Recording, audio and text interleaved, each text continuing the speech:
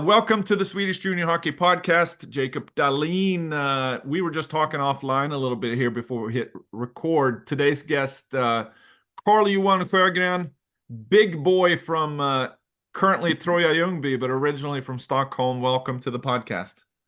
Thank you. Thank you. This episode is brought to you by Scandlux, your home for Scandinavian luxury products for the U.S. market. You can find us at scandlux.com. Well, the reason why I say big boy, because we always use elite prospects, 6'2", 227, left winger, and still active, right? Actually, recently, about a month ago, I quit playing, so I'm a retired hockey player now. Though still working with the hockey, and we'll see what happens in August. No, I'm not gonna do a comeback this early, but love hockey, work with hockey now, so it's awesome. You're gonna be like Dick Axelsson that never goes away. Not really, but yeah, we'll see. We'll see about Dick. He just. I think he just signed with Sjogren again. I just heard he announced that he was a little bit like Zlatan, the Zlatan mentality. I'm available for Sjogren, but we'll see what happens with this. I think I saw that on the elite prospects, but here's kind of so we have several threads that we want to talk about your background, and because this is a junior hockey podcast, and you have played in the U.S. Played a long time professionally in Sweden, but your current role, talk about your current role in Troja-Ljungby. Well, yeah, so it actually started this winter. During the season, the organization asked me, since next to the hockey, I study at the high school in Sweden or the university in Sweden to become a teacher. So the organization asked me if I was interested in taking over the hockey gymnasium that we have here in Troja. So we have a national hockey gymnasium. It's 33 of them in Sweden. It's all the CHL clubs, a couple of Allsvenska organizations, and it's Troja, Huddinge, and Karlskrona. It's in Hockeyettan level. So I found this as a great opportunity for me to start something new beside my hockey career.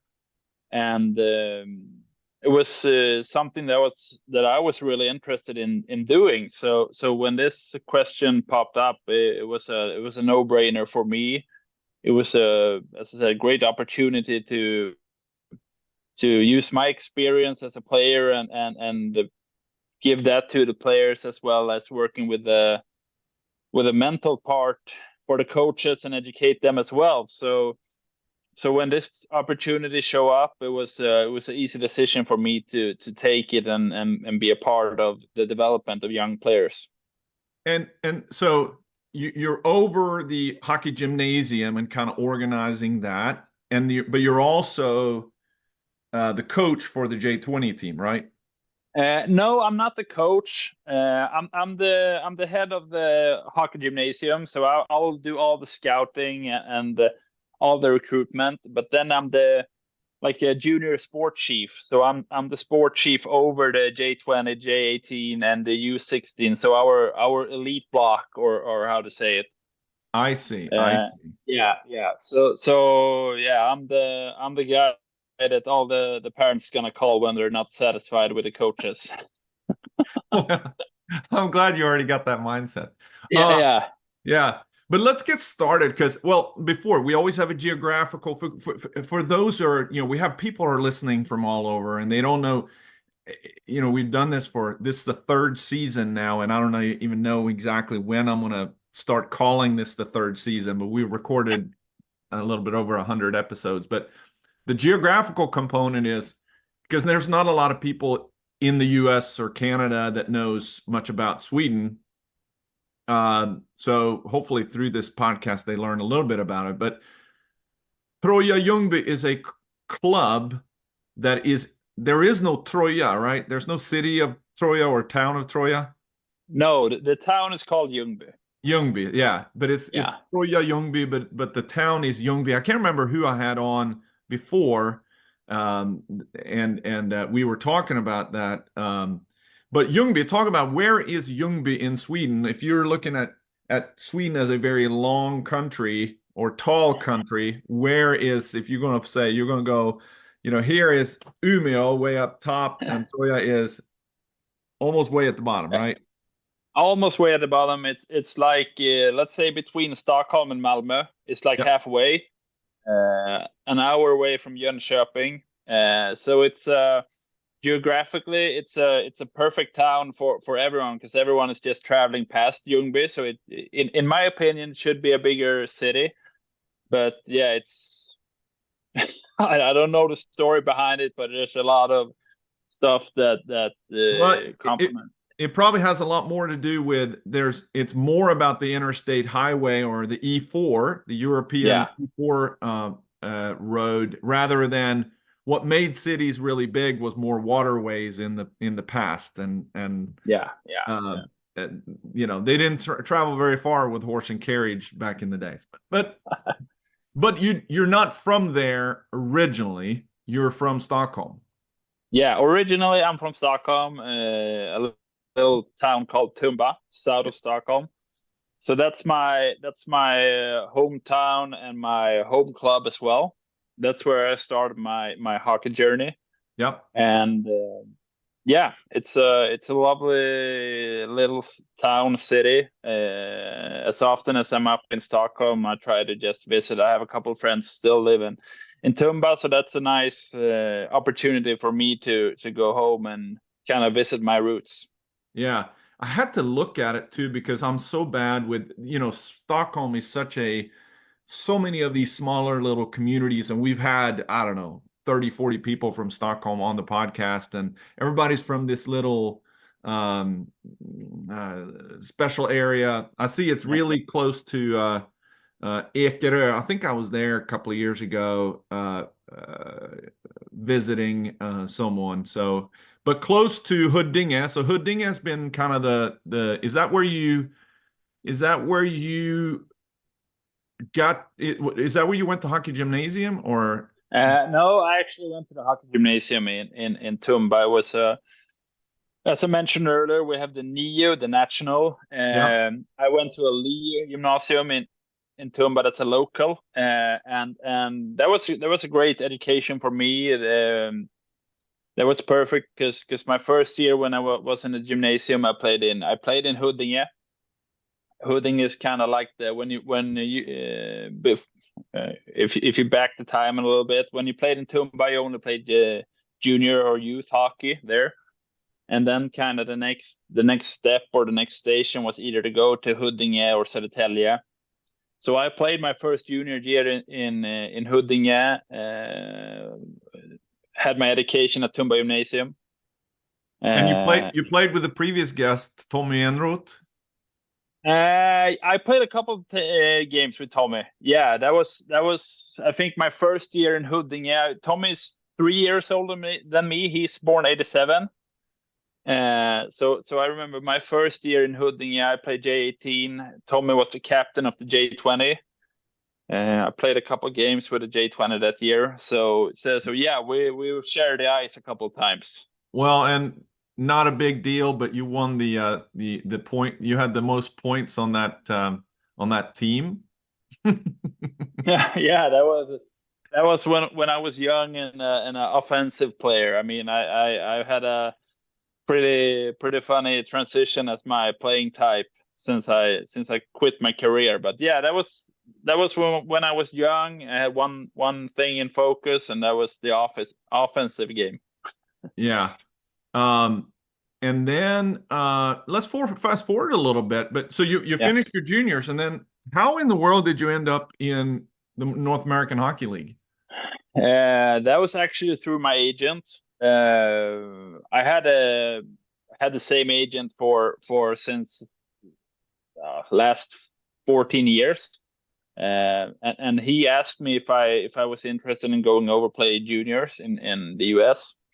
And I thought it was a great opportunity and chance for me to kind of explore the world and try something new. I think I had like 3 seasons in the Super Elite League. in Sweden. So I've done a couple of years there. So when this came up, I thought it was a great chance. So actually, first when I went over, I went to Omaha Lancers in the USHL.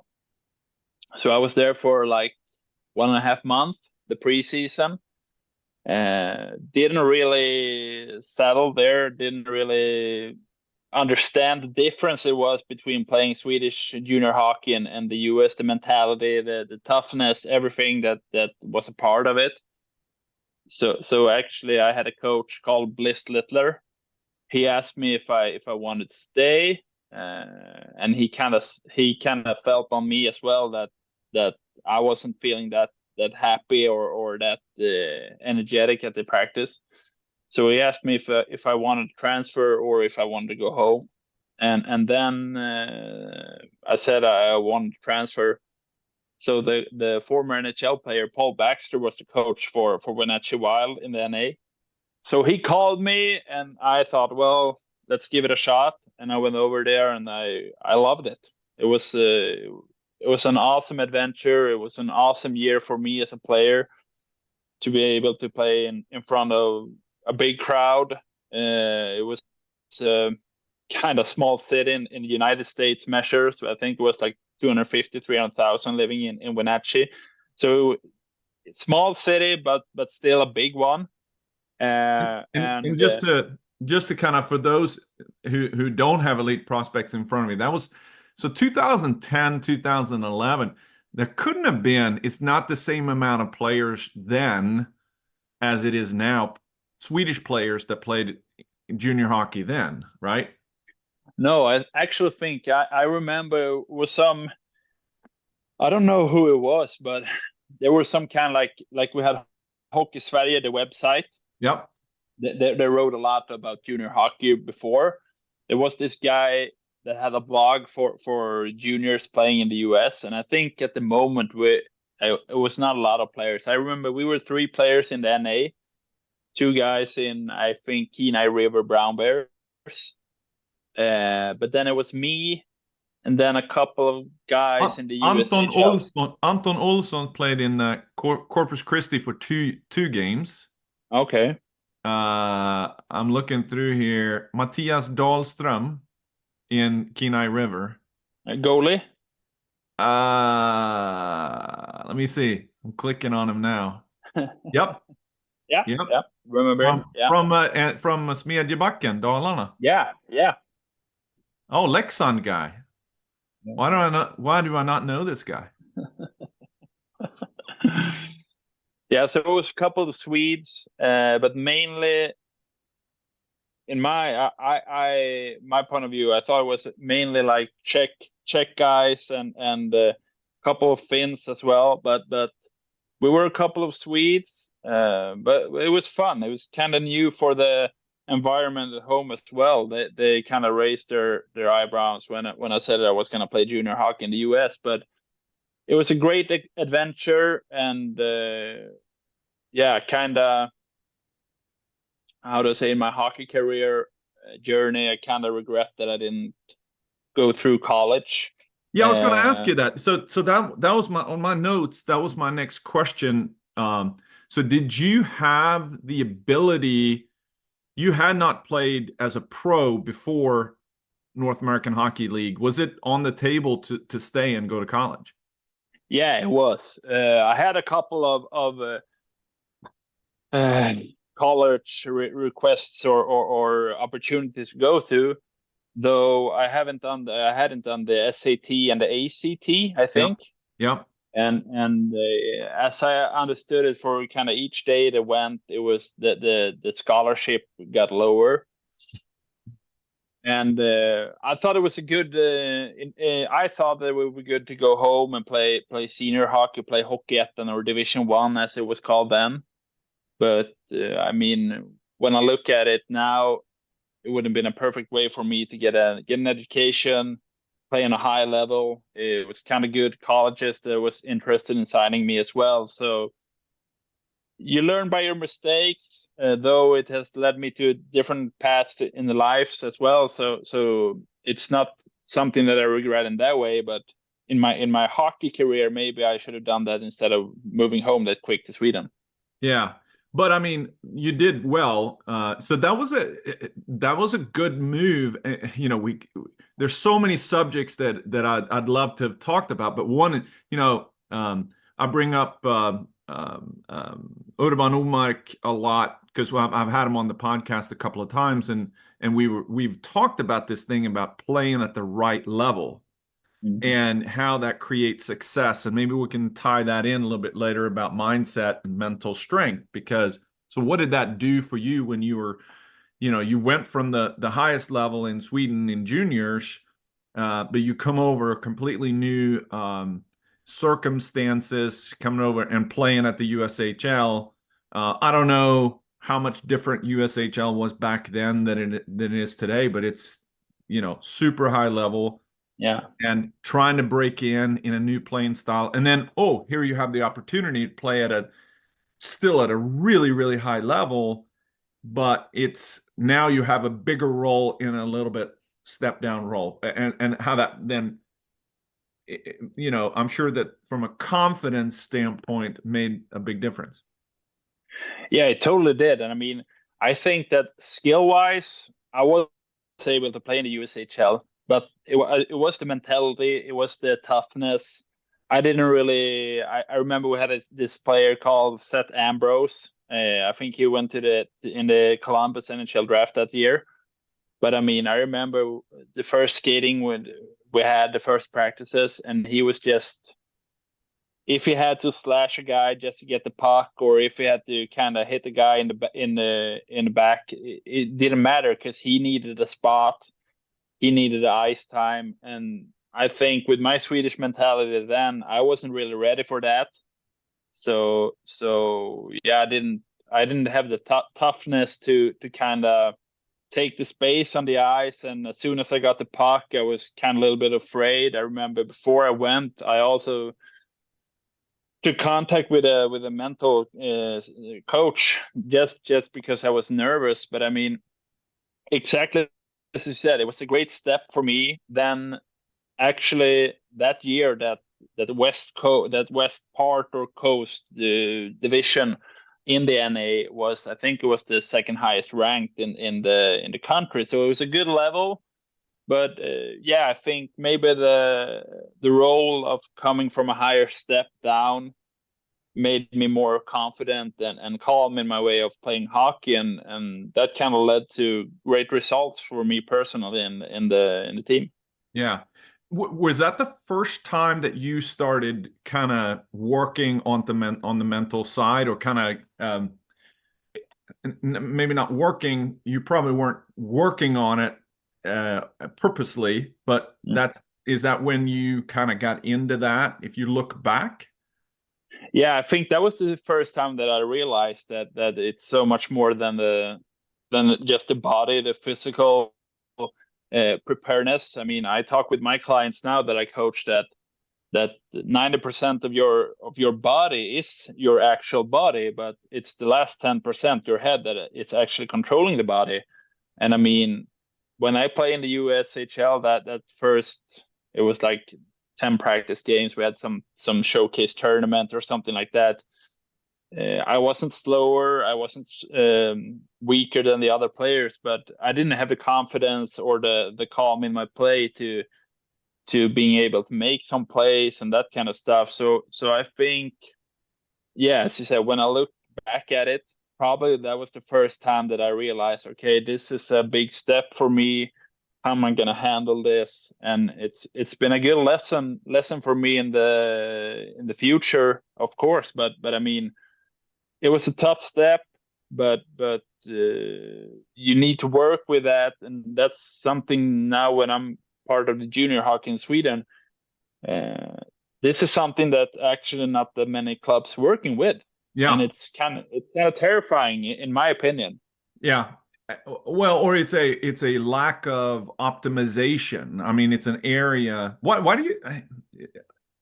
Why do you think that is? And then we'll transition over into that. I want to kind of finish up on your career and just to set Yeah. the stage of kind of talking about the mental game. But why do you think that is that clubs don't invest as much into that? Oh, it's a million dollar question. No, but I think that the problem is the coaching, the mental coaching is probably where the physical personal trainer was like 20 years ago. I mean, when I was younger, no one had a personal trainer. It was the team trainer that did the physical workout. You didn't go to the ice during the summer. It was just when the ice season is over, you were practicing off season. I mean, now almost everyone at a higher level has the personal trainer. They go to a lot of camps, staying on the ice like as much as possible. I think that still the mental stuff, maybe I'm 5 years too early or even 10 years too early. Yeah. Though it's kind of surprising because when you see it in the society as well, a lot of especially young kids, boys and girls, are suffering from like mental illness and anxiety and that kind of stuff. So it's hard, it's tough. I think that the clubs, the society should invest more in it. It's only the big clubs. I mean, the SHL organizations, they have it for the senior team, Yeah. maybe a little bit for the junior teams, but I mean that's only a small part of the big hockey Sweden or hockey community.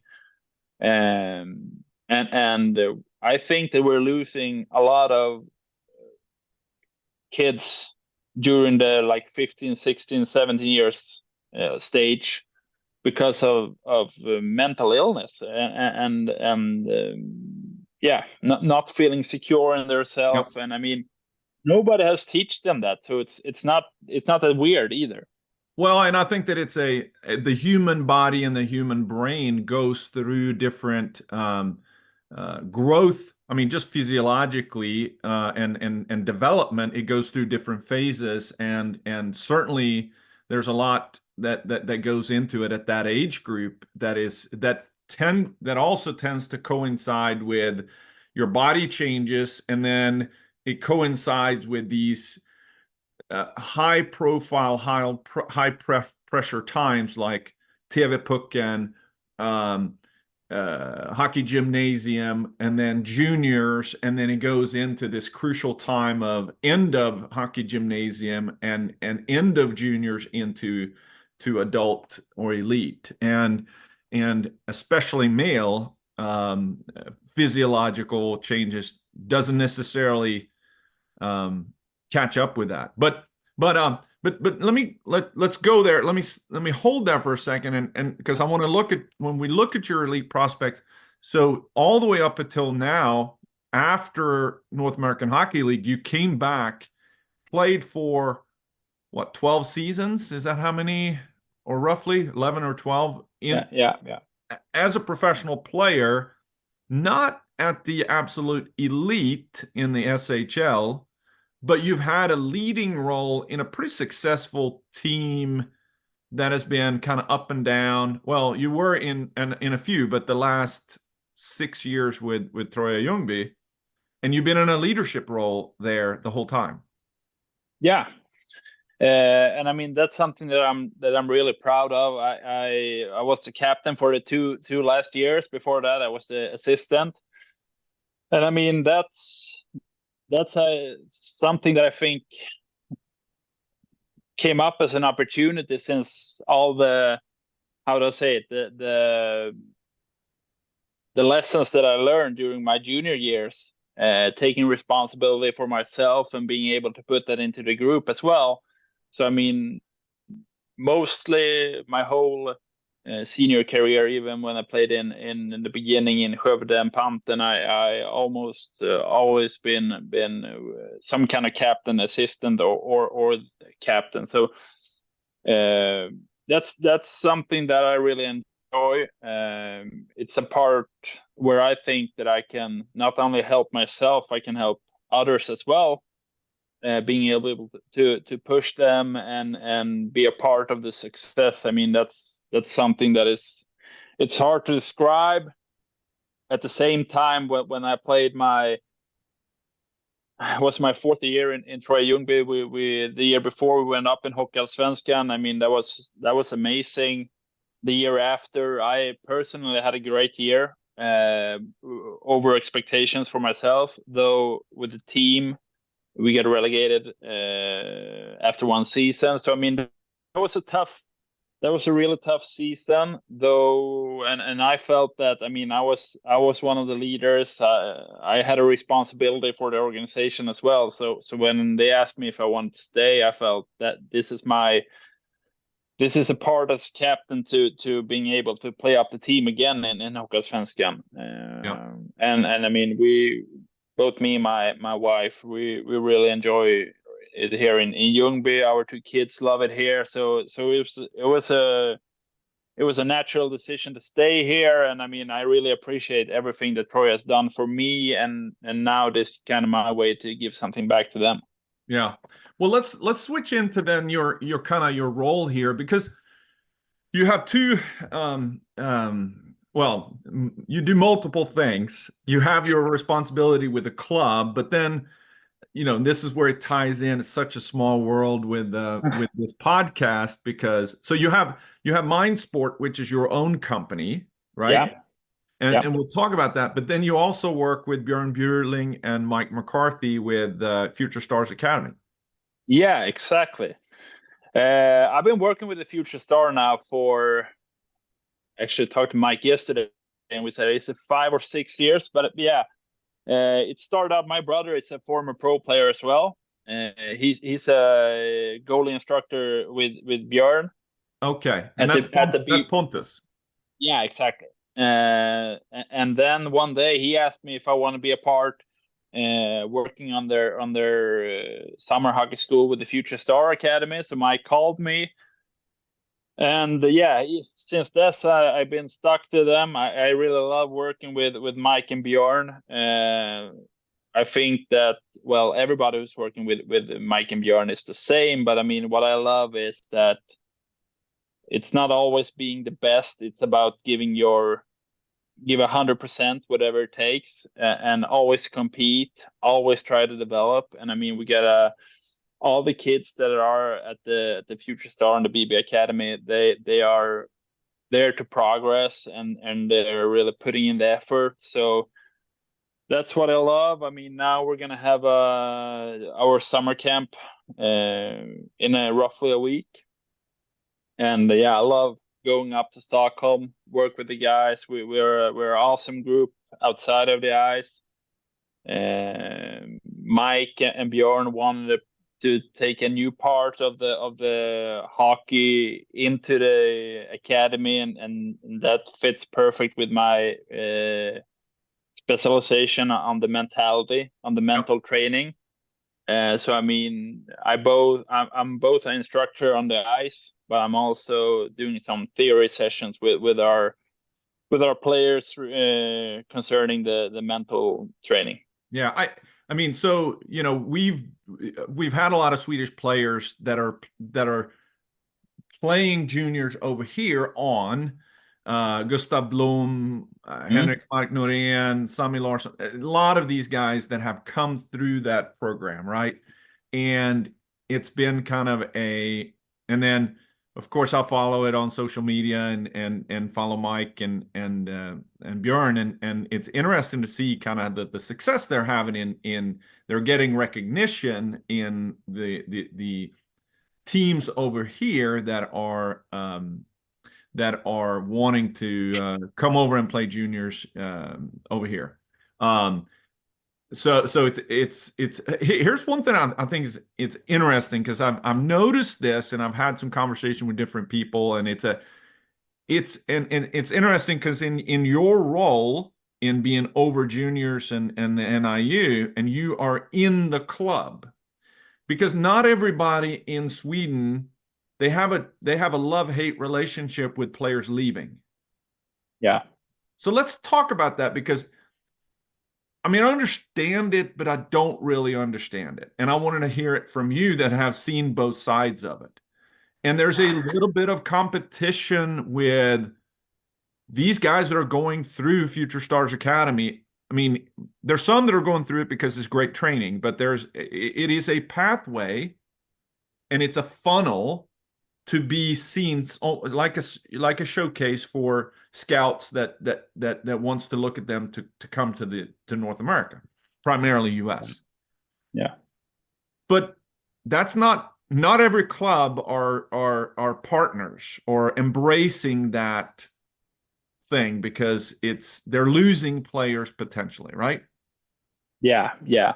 And I mean, as you mentioned, we have the showcase. It's always in the beginning of May, and we have a lot of players. We have a lot of teams, coaches as well, looking at the players. But I mean, yeah, I think, as you say, it's a love-hate relationship. I know that the players or the clubs want to keep the players here in Sweden. I mean, especially the SHL clubs. They think it's a perfect way to get some players up in their senior or A team.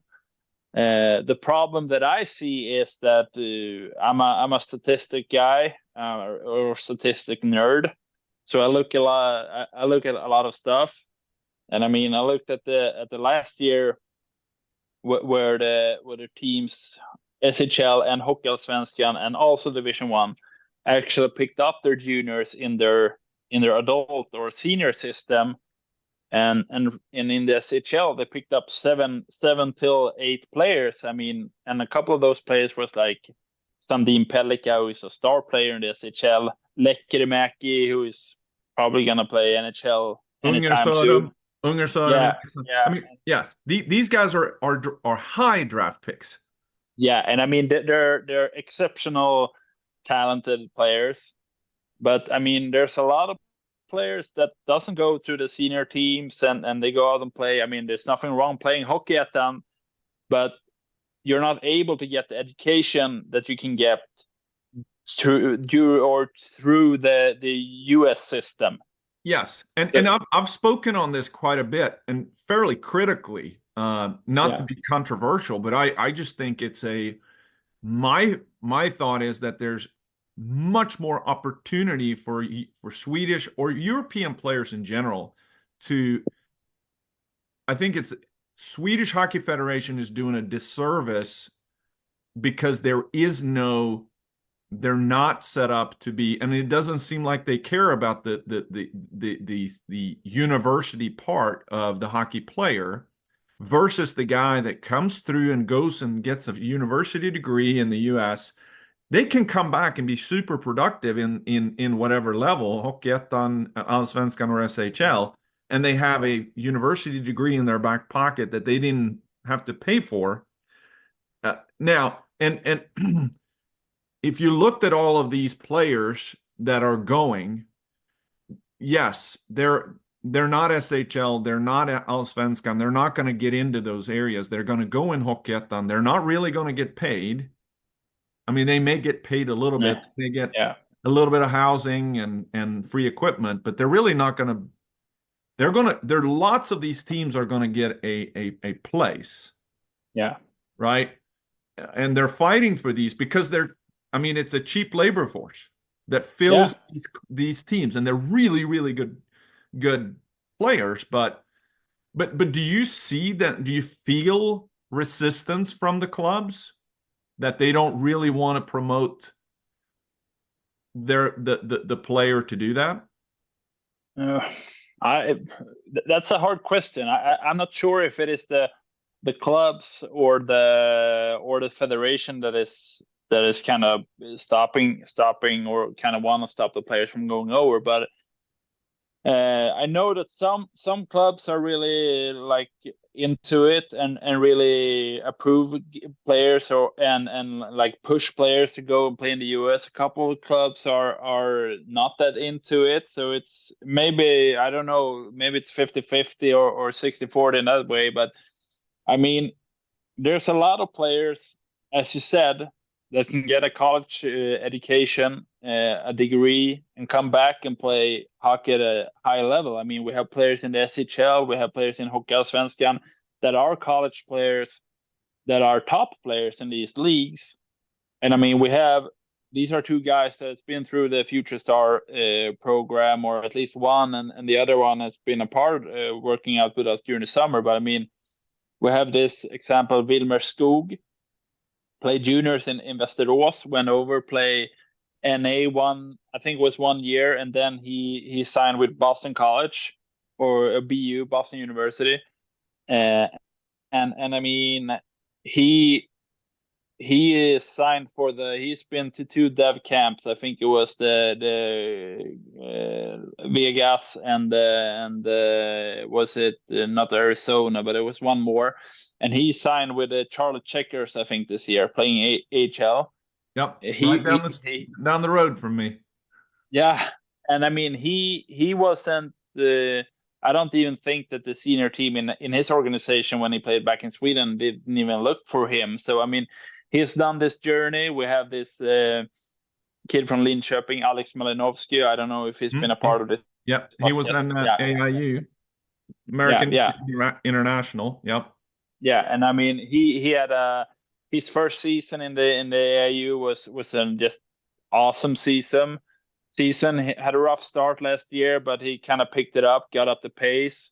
Then he got injured, and he's still struggling with his injury right now. I hope he will be on the ice with us next week. But I mean, that's 2 players that weren't any interest for the senior clubs where they played. He played in Malmö, Wilmer played in Västerås.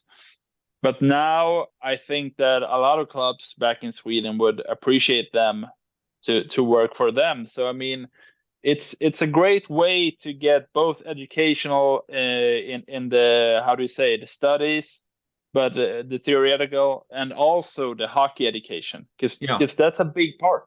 I agree. I mean, I think Wilmer Skog that would be a poster child. Getting a 4-year degree from Boston University, and playing. We just hasn't been released yet, but we did a episode. It'll be released before yours. Kim Brantvold, who is the assistant coach at Boston University. If you look at that roster, they had 13 out of 23 rostered players are NHL draft pick, and that did not include Macklin Celebrini. So it's pretty amazing for someone like that to play 2 years in the NAHL, get into Boston University, and then just the fact of like breaking into that roster and then contributing. I mean, he was almost a point per game there. But more importantly, I mean, who knows how long that career will last? He could end after a couple of years, injuries or whatever. But what they'll never ever take away is a 4-year degree, a bachelor's degree from Boston University.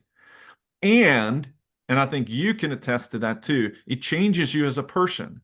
You now are not lived in a fishbowl. And if you take someone that has experienced that in life versus someone that has never left, their town, they're more mature as a person, well-rounded, and their mind is expanded, and it affects their projection in life. Here's where I want to go last, and that's so this mindset. We've had several, and they'll be released before you. We just released a couple of weeks ago with Mike Hartman, who talks about mindset a lot and is a Stanley Cup winner, Stanley Cup champion. But I wanted to kind of take this on an applied 3 different scenarios. Let's talk about mindset. And I wrote down, and I took it from your website, about the goals or objectives is really to help the player. Why should someone have a mental coach? Is to help them to become stronger mentally and more confident. Is that kind of the 2 main things? Am I leaving anything else out? That why should someone have it? Yeah, I mean that's the biggest part. So yeah, of course. That's the 2 main things. Yeah. So 3 different scenarios that I want to talk about. big over here in the US and Canada now, it's about tryouts, right? I'm trying to Yeah. make the NA team, or trying to make the BCHL. I'm trying to make CCHL or OJHL, or I'm trying to make NOL. Number two, maybe more now for the Swedish player, I'm in the training phase, right? And the mental game of and the grind of off-season training. Maybe we'll start there, go to tryouts, and then the last one is going to be staying on a team and succeeding. And maybe Yeah. the fourth one would be in the game, and the game within the game. And we may need to do a follow-up on this because I think it's super, super interesting. Yeah. But let's do short one here on the off season. Season's been Yeah. over since March, April. And I'm now in this grind. I've been in the gym a lot, but I'm also competing with Sweden right now. You're getting into midsummer. Over here, school's out and competing interest, and your friends don't want to train, right? And the Yeah. competing interest. So it's a grind. And if you don't train, I had this conversation with my son last night about, you got 4 weeks, 5 weeks until main camp, and you can't take any days off, even though your body and your mind wants to. Let's talk about that for a second. Yeah, and I mean that's something that I talk a lot with my clients right now. That this of course this is a preparation phase, but I mean this is also a part where you actually can invest in yourself. I kind of make a similar to a company or a stock where you actually invest in yourself, and then you want to get some kind of payout and paycheck for it. And I mean this is the same with yourself. It's a tough time, but you have to do it. I talked with a client yesterday and sat with him, and I said the importance of just maybe put in an extra rep when you do something, maybe run these extra kilometers and that kind of stuff, just to push your mindset. Of course you're competing with everybody else, but just this mindset of, okay, I gotta raise my standard level, or how standard bar, how to say it, just to push yourself. So kind of if you want to go to the next level, you got to compete on the next level as well. And this is something that I wanna apply to the mindset of young players, that you don't only have to do what you're said to do or told to do. You can actually do a little more extra. Just all the extra things that you do gain your advantage on everybody else in the group. And I mean, this is a tough season. This is a tough part of the season, but you got to be strong and do the work that the coaches actually care of. How much does the preparation and the planning go into your philosophy of mindset or mental strength versus or can you be, or is that crucial in to prepare in your strategy, so when you are there to do it, or is that part of the do you train that way? Yeah, I mean, yeah, that's a Sure, part of the. Yeah, I totally understand. I mean, that's a part of the mental strength, or the mental practice, or whatever you want to, brain strength, call it whatever you want. But I mean, a part is to be disciplined, to be to actually, how to say it, optimize your practice and plan it so you know what to do. I usually refer to a clip. It's called Demons on a Boat, and where they talk about, there's a lot of guys, people, call it whatever you want, is just wandering around without any purpose or goal in life, and they don't understand why they don't achieve anything. And I mean, this is a part of it, being able to set up goals. It could be long term, but especially short term goals. And I mean, one goal can actually be go to the gym and finish the workout that I have prepared. So I mean, if you start doing that, it will be easier for you to accomplish bigger things later on. So so that's a big part of the mentality strength or the mental strength.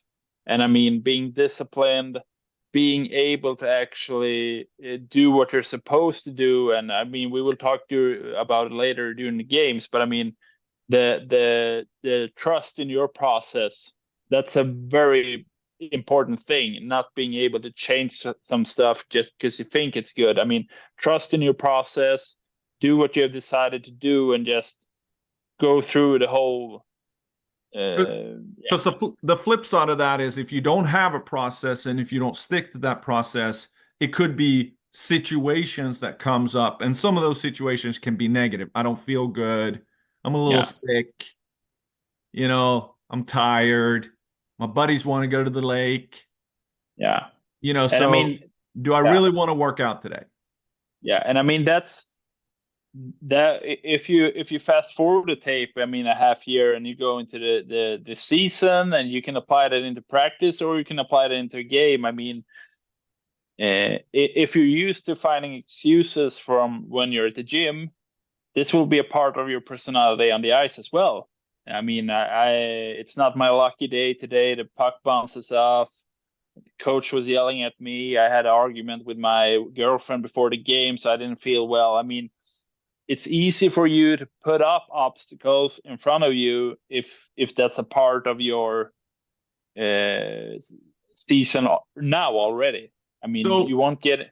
So is the foundation, is the preparation and the strategy and the planning the foundation that makes the building so stand strong in the high winds, so to speak, if you want to use a metaphor? Yeah. I would say that. I mean, most of my clients think that we're only working during the season and between games and that kind of stuff. But exactly as you said, this is the part where we lay the foundation and like kind of reflects and see what we're done good, and then working on that, building our house or our tower on that foundation. So yeah, this is a major part of being able to be mental strong and relaxed during the season later, because this is hard work. Exactly, with the physical strength, or the mental strength is also a big part. It's something you have to work with. I used to say that the brain is a muscle as well as the legs and the heart. So I mean, you can work with it, and you have to work with it to get process or progression and that kind of stuff. Yeah. Switching to the next one then, tryout. I am now sitting, I'm getting ready to go to a main camp. You've been there. When you think back of your main camp at USHL, or you may have gone straight to training camp, but I went straight to training camp. But I mean, I totally get the situation, and I had a short lecture about it when we had our showcase, because this is also kind of like the tryouts. But I mean, this is that's a part of being just loose in your confidence and in your body. A lot of guys, I was actually a professional on it when I was younger, but I mean, getting nervous, getting tense. Instead of seeing the opportunity, I started worried about stuff that may happen. I may not make the team. I may make a bad pass or play on the ice. How important is it for you to have, and we talk about this sometimes with kids, that the first time they went to a main camp, they were so surprised and overwhelmed, versus, which can be the same time, the first time you play in the men's game, the first time you play in a finals or a playoff, or, they haven't been there before, versus the experience of, oh yeah, I know, either directly because I've experienced it or I've been told, so I'm prepared for that. So if I'm going into a tryout and I've never been to a main camp or training camp, but, and then you just get shocked over, oh, I thought I could hold the puck longer, and boom, here I get hit on the first shift. We've had those conversations, and they're like, and that throws you off your game. Yeah. So how important is it to either get eased into it rather than being punched in the face? I mean, I think it's a big part of it, and that's something that I'm not saying that kids are lazy, but most of the kids just, as you said, show up to the tryout. They haven't looked it up before. They haven't kind of study what will happen, how many guys will be on the ice, will there be people in the stands, and that kind of stuff. So I mean, that's a preparation phase as well, and that's a big that's something that I think is a big difference between success and non-success. I mean, we have a lot of young players, Swedes. I mean, look at Leo Carlsson now playing in the Anaheim Mighty Ducks. Of course, it was the first time when he played in the NHL, but he was prepared. He's done his background fact. He has looked it up. I mean, it's not something that he's just laying on the couch, get a call, hey, come over and play in the Anaheim and the NHL. So I mean, it's a preparation phase as we go back to the off season, as we talked about now before, getting ready, working towards that next goal, and that's the same if you're going to try out. Have your mindset put on that. Okay, I'm gonna make a spot, not what happens if I blah blah blah. So that's a big part of it, and yeah, just being prepared, and have this, yeah. And also how I'm going to do it, right? Not just this is what I'm going to focus on. It was funny when we were talking to Mike Hartman, he was talking about when he was he had the conversation about, well, how am I going to make an impact on this NHL team? And he had a goal of he needs to have 7 shots on net. So that became kind of like, okay, it wasn't you're going to have these types of shot or you need to get, no, I'm going to have some way, I'm going to end this game, I'm going to be looking at my stats and I want to have 7 shots. If I focus on, they don't have to be grade A chances, but that's what was in his mindset and the preparation. So he wasn't focused on how many goals did I have. He was focused on his goal set was not, it was more in front of him, which was, I'm going to have 7 shots on goal, one form or another, which made him a kamikaze to kind of go and freaking drive the net all the time and get shots. And guess what happened? He had success. It kind of followed. Yeah, and I mean, yeah, I totally agree. And I mean, that's a perfect way, because that's something that he's aiming for each game and striving for to achieve. But I mean, also something that I'm talking with the players about is the acceptance of, okay, you're not gonna play your A game each day, and you're not gonna play your A game each game. And I mean, when you're at the tryout, it's not just you have 60 minutes to show everybody that you're gonna have a spot on the ice. Usually, you have a couple of practices, and the acceptance of being able to just, okay, this was a 2 out of 5 practice. I'll get a new chance in a couple of hours or tomorrow, and that doesn't mean that I was starting a 2 out of 5 scale. I mean, I can start on top on that next practice. So the acceptance of having bad days, bad games, as well as good games, that's something that the kids got to be aware of before they go to tryouts or trying to make it to the next team. All right, so let's switch to the last part, and again, we could talk for hours on this, and it's super helpful. Game, or I made the team. I am now playing in the games, and let's take the scenario of I'm -1. I just got scored on. Yeah, and you've seen symptoms of that.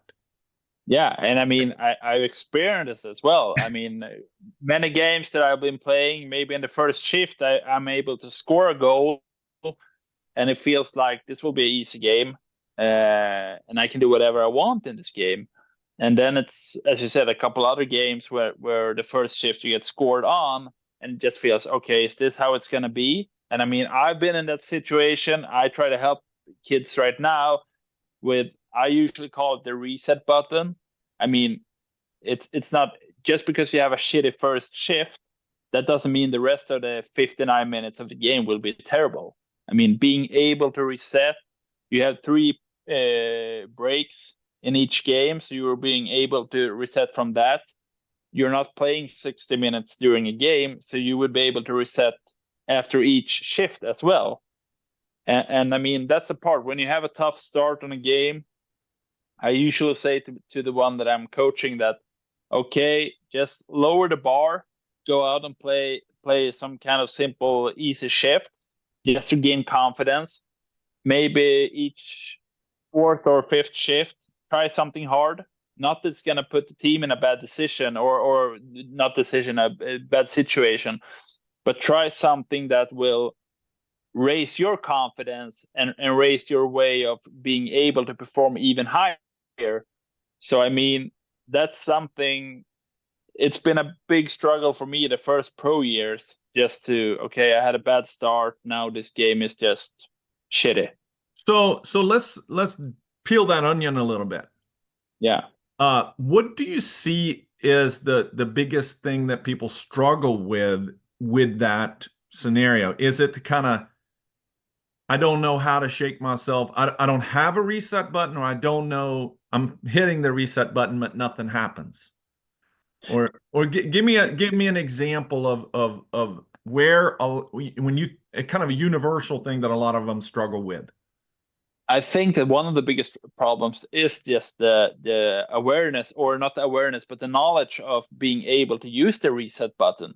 I mean, many of the guys that I'm talking with, when I mention the reset button, they're like, "Oh, this is something new." But it's when you talk about it, and when I mention it, they're like, "Oh, this is, of course, this is kind of natural, and this is an easy way to just get your mindset restarted." But I mean, I think it's a lack of knowledge that is the biggest issue, and the acceptance of being able to have a low, how to say, a low performance, or like a low level performance for a while. That doesn't mean that you're gonna perform badly the whole day. And I mean, Do you build it's that not. into the practice, in the actual on ice and off ice practice, to use the reset button, or do you only Yeah. do it in games? No, I use it in practice as well, and I usually like use it as a metaphor. Have you ever seen this coin drop thing, when you drop a coin and it bounces to different paths?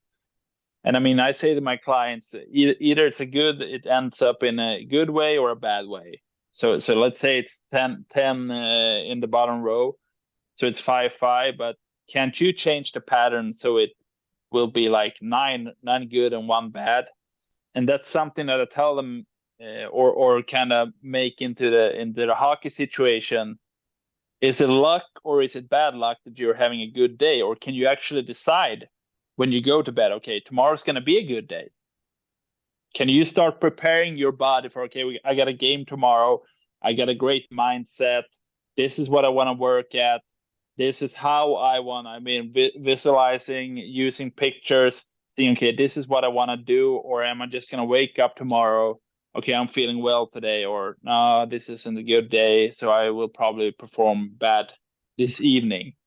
And I mean, it's yeah. I mean, you're laughing when I said it. I'm laughing when I said it as well. But this is something that kids, or not kids, players are struggling with, even at the highest level. The knowledge of, it's not luck. It's something that you actually can change, or your way of thinking, your attitude. Yeah. All right. Last thing, we always ask each guest, and then we'll hit the end button here. But you met yourself at 17. What advice would you say to yourself? Things you know now that you didn't know back then. Oh, that's a hard question, but I think the biggest part of my hockey that kind of never took me to the next level because I felt that I have the potential of playing at a higher level, but something stopped me. It was my head. And I mean, maybe the easiest answer for that was go out and have fun. I think that the listeners had heard it probably a million times for coaches, from coaches and parents. But I mean, having fun, that is that's the main fuel to get progress. As I say, every time when you're in a flow situation and everything just works out fine, you're always having fun. No one is feeling sad and that when you're in the flow situation. So have fun. I would tell myself just go out, enjoy the situation. You never know when your career ends, so just enjoy the moment, have fun, believe in yourself. Yeah. All right. Last thing, we have a partnership with Target Aid. Target Aid is out of Stockholm, fundraising platform. I'm not sure if Troja-Ljungby is a Target Aid partner, but one of their is pretty cool kind of content driven crowdsourcing. But one of their initiatives is Klubben i mitt hjärta, or Föreningen i mitt hjärta, or the team in my heart. Which so you've been involved in a bunch of them, but which one is Klubben i mitt hjärta for you, for Carl-Johan Sjogren? I would say actually Troja is the club in my heart. Of course, my heart pounds for Tumba as well. But yeah, Troja is a big part of my heart. It was really devastating for me when we get relegated from the Hockeyallsvenskan. It was a tough time for me. I really enjoyed it here. It was a tough time for me quitting in Troja as well. So Troja is the club in my heart. It's fun that you mention it because I had a meeting with the Target Aid like a couple of weeks ago, and actually today we put up a fundraiser for the hockey gymnasium here. Awesome. So it was fun that you mentioned it. But yeah, Troja is the club in my heart. Well, we will make sure that you will be do the initiative there, but we're going to have a second initiative which is part of us, and that's that every guest will be listed there, and then hopefully what we're trying to do with that initiative is that each club takes it upon themselves to take the content and then share it on their social media, and maybe build a fundraising effort for a specific purpose for that. I think it's great for organizations, and it's a great way to use content and stories to get out there in some ways that perhaps they're not done it in the past. So yeah, totally. It's been fun to chat. Such a small world. I've been gone from Sweden for 30 years, and this is my way of staying connected, and these little paths are intertwined in so many ways, and it's fun because we all love the game so much. Yeah. Well, thanks for coming on, and we'll stay in touch. Good luck here at the off season and in your new role with Troja-Ljungby. Thank you so much. Thanks for having me.